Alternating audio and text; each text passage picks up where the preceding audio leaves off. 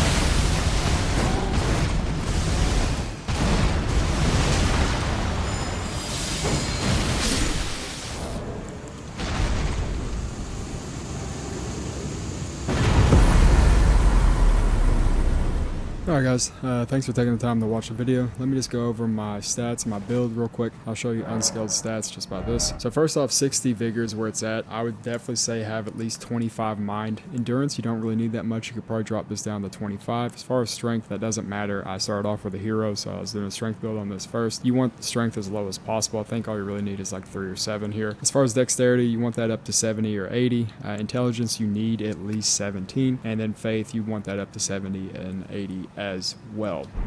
We're sitting at 200.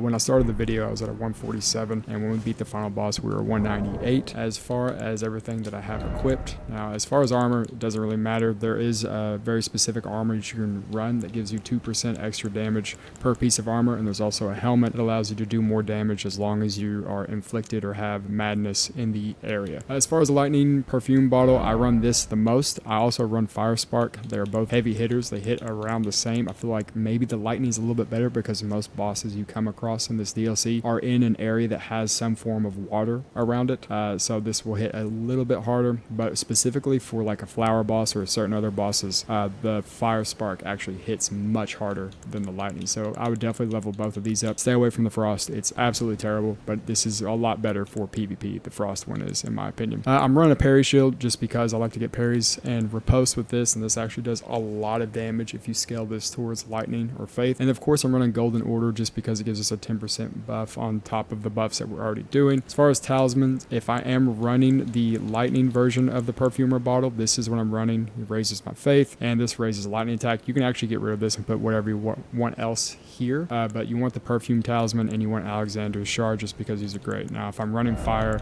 then I switch this out for dexterity, and then I obviously switch this over to the fire spark, but that's not what we're running right now, so it doesn't really matter. Honestly, you can switch this far one out wherever you want. As far as Wondrous Flask, I'm running anything that boosts my lightning damage. If I'm running lightning weapon, I run anything that boosts my fire damage if I'm running fire weapon. And then of course I have the blood sucking crack tier, and what that does is it gives us a 20% buff to our damage, but it constantly drains at our health bar, which is kind of rough, and that's why I'm running the spells that I'm running, which are these right here.